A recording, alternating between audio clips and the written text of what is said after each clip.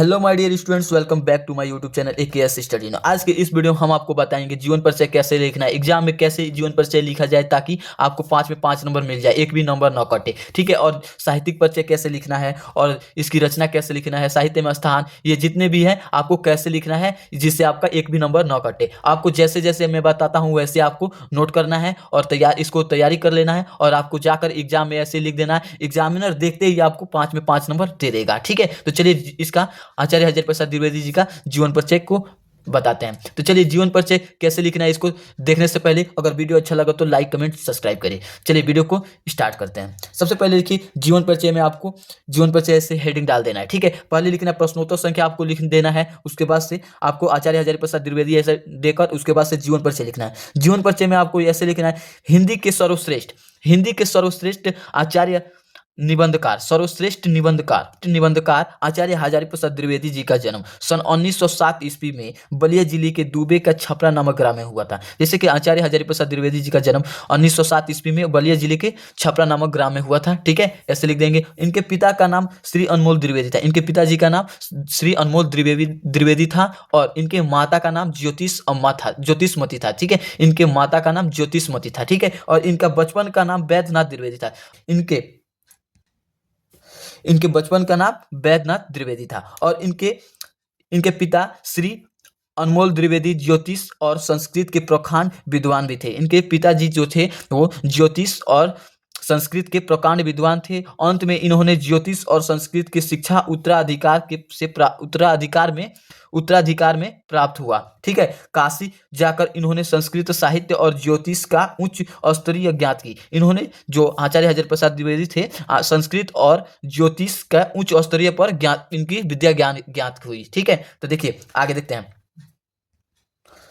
So student देखिए, सबसे इनकी प्रतिभा का विशेष विकास विश्वख्यात संस्था शांति निकेतन में हुआ। इनकी जो प्रतिभा का विकास विश्वख्यात संस्था शांति निकेतन में हुआ। ठीक है, वहां ये 11 वर्ष तक हिंदी भवन में निर्देशक के रूप में कार्य करते रहे। जो शांति निकेतन में हुआ था वहीं 11 ये इन्होंने, जैसे आचार्य हजारी प्रसाद द्विवेदी ने शांति निकेतन में 11 वर्ष हिंदी भवन के निर्देशक के रूप में कार्य किया था। ठीक है, और देखिए वहीं इनके विस्तृत अध्ययन और लेखक का कार्य प्रारंभ हुआ। इन्होंने वहीं पर विस्तृत लेखन और वहीं पर कार्य को प्रारंभ शुरुआत भी किया था। ठीक है, सन 1949 ईस्वी को लखनऊ विश्वविद्यालय में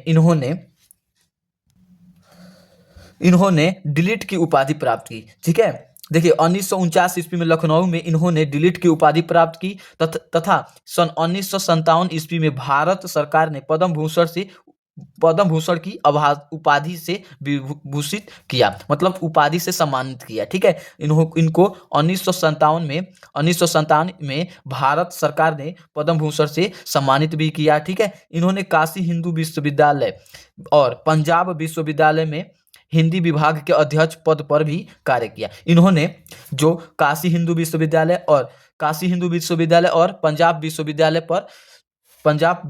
पर हिंदी विभाग के अध्यक्ष पर भी कार्य किया था। ठीक है, तथा उत्तर प्रदेश सरकार के हिंदी ग्रंथ अकादमी के अध्यक्ष भी रहे तथा उत्तर प्रदेश के सरकार को हिंदी ग्रंथ अकादमी के अध्यक्ष भी रहे थे। ठीक है, तत्पश्चात ये हिंदी साहित्य के सम्मेलन प्रयाग के सभापति भी रहे। तत्पश्चात इन्होंने हिंदी साहित्य सम्मेलन के प्रयाग के सभापति भी रहे। ठीक है, ये प्रयाग के सभापति भी रहे थे हिंदी साहित्य सम्मेलन का। ठीक है, तो आप साहित्यिक परिचय कैसे लिखना है उसको अब बताएंगे हम लोग। उसको भी एकदम शॉर्ट तरीके से बताया जाएगा जिससे आपको एग्जामिनर देखते ही आपको 5 में 5 नंबर दे दे। और देखिए उसी में जीवन परिचय में, ठीक है, 19 मई सन 1979 ईस्वी को डॉक्टर हजारी प्रसाद द्विवेदी जी का निधन हो गया। देखिए 1979 ईस्वी को डॉक्टर हजारी प्रसाद द्विवेदी जी का निधन हो गया था, वो स्वर्ग सिधार गए थे। ठीक है, साहित्यिक परिचय अब आपको ऐसे ही हेडिंग डाल देना है और लिखना है आधुनिक युग के गद्यकारों में आचार्य हजारी प्रसाद द्विवेदी जी का श्रेष्ठ स्थान है। जो आचार्य हजारी प्रसाद जी का श्रेष्ठ स्थान है, ठीक है, गद्यकारों में। ठीक है। इनके निबंध में साहित्य और संस्कृत की अखंड धारा प्रवाहित होती है। इनकी साहित्य और संस्कृति की अखंड धारा प्रवाहित होती है। इनकी आलोचनात्मक कृतियों में विद्वता विद्वता एवं अध्ययनशीलता पाई जाती है। इनकी कृतियों और विद्वता एवं अध्ययनशीलता पाई जाती है। ठीक है। द्विवेदी जी उपन्यास में विस्तृत और गंभीर अध्ययन व प्रतिभा का सामंजस्य मिलता है। ठीक है। द्विवेदी जी के उपन्यास में विस्तृत व गंभीर अध्ययन व प्रतिभा का सामंजस्य मिलता है। ठीक है। उनको सामंजस्य मिलता रहता है, विस्तृत और गंभीरता अध्ययन प्रतिभा की सामंजस्य मिलता रहता है, ऐसे आपको लिखना है। ठीक है। और देखिए मिलता है। ठीक है। आप लोग को लिखना है द्विवेदी जी ने ललित निबंध के क्षेत्र में महत्वपूर्ण लेखन कार्य किया। जैसे द्विवेदी जी ने ललित निबंध के क्षेत्र में महत्वपूर्ण लेखक कार्य किया है। ठीक है। 1949 ईस्वी को लखनऊ विश्वविद्यालय में इन्हें दिलीट की मानद उपाधि से सम्मानित किया। फिर से इनको 1949 में लखनऊ विश्वविद्यालय में इन्हें दिलीट की उपाधि से सम्मानित किया था। ठीक है। इनको आप लोग को अभी बताए हैं 1949 में आप इनको दिलीट की उपाधि प्राप्त की हुई थी। ठीक है। काशी हिंदू विश्वविद्यालय के साथ साथ कई स्थानों पर हिंदी विभाग के अध्यक्ष तथा 1957 ईस्वी को पद्म भूषण से भी सम्मानित किया गया था। इनको हिंदी विश्वविद्यालय के साथ साथ कई स्थानों पर भी हिंदी विभाग के अध्यक्ष भी रहे थे तथा इन्होंने 1957 ईस्वी को पद्म भूषण से भी सम्मानित किया गया था। ठीक है। आपको ऐसे ही लिख देना है साहित्यिक परिचय, आपको 5 में 5 नंबर एग्जामिनर तुरंत दे देगा, देखेगा, देखते ही आपको 5 में 5 नंबर आपको दे देगा। ठीक है। देखिए क्वेश्चन नंबर इसका आगे देखते हैं, इनकी रचना के बारे में देखेंगे। इनकी रचना को कैसे लिखना है, किस प्रकार लिखना है कि एग्जामिनर देखते ही आपको रचना को नंबर चढ़ा दे। ठीक है। तो देखिए रचना कैसे लिखना है, तो देखिए कृतियां कैसे लिखना है। इनकी रचना में कृतियां पहले लिखेंगे, उसके बाद से लिखेंगे इनकी प्रमुख रचनाएं निम्नवत है। ठीक है। इनकी प्रमुख रचनाएं निम्नलिखित या है या निम्नवत है। ठीक है। और देखिए निबंध संग्रह में क्या होता है, निबंध संग्रह में लिखेंगे अशोक के फूल, कुटज, विचार प्रवाह, कल्पलता, आलोक पर्व, विचार और वितर्क, ये हमारी निबंध संग्रह है। ठीक है। इसमें आप लोग लिख देंगे ऐसे भी लिख सकते हैं या ऐसे भी लिख सकते हैं, जैसे कि अशोक के फूल लिख दीजिए, कुटज, विचार प्रवाह और फिर से छोड़ देंगे, इतना भी हो जाएगा तो आपको चल जाएगा। ठीक है। और देखिए अब देखिए आलोचना साहित्य क्या होता है। सूरदास आलोचना साहित्य ऐसे हेडिंग डाल लीजिए, उसके बाद लिखिए सूरदास कालिदास की ललित योजना। ठीक है। कबीर साहित्य सहचर, और फिर से साहित्य का मर्म, सूर साहित्य और हिंदी साहित्य की भूमिका, ऐसे आपको आलोचना में लिख देना है। और आपको उपन्यास आपको हेडिंग डालना है। उसके बाद लिखेंगे बाण भट्ट की आत्मकथा, उपन्यास में हो जाएंगी बाण भट्ट की आत्मकथा, चारुचंद्र लेख हो जाएंगे। उसके बाद से पुनर्वा और आनंद दास का पोथा, ऐसे आपको लिख देना है। ठीक है। जिससे आपका उपन्यास भी समाप्त हो जाएंगे। और देखिए अब लिखना है संपादन।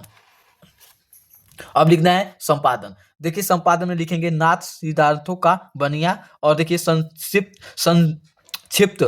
पृथ्वीराज रासो का संदेश रासक, ये आपको हमारा जो हो जाएगा संपादन हो जाएगा। ठीक है। आपको ऐसे ही संपादन में भी लिख देना है। ठीक है। और देखिए चलिए कि अब आगे इनके इतिहास को देखेंगे। देखिए इतिहास को आपको फिर से ऐसे ही हेडिंग डालकर लिखना है हिंदी साहित्य की भूमिका। आपको इतिहास लिखकर उसके बाद से लिखना है हिंदी साहित्य की भूमिका, हिंदी साहित्य का आदिकाल, और फिर से हिंदी साहित्य आपको ऐसे लिख देना है, इनकी इतिहास हो जाएंगे। ठीक है। अब देखिए भाषा शैली कैसे लिखना है, इसको देखिए। भाषा शैली में आपको ऐसे ही लिखना है। देखिए भाषा शैली में लिखना है द्विवेदी जी ने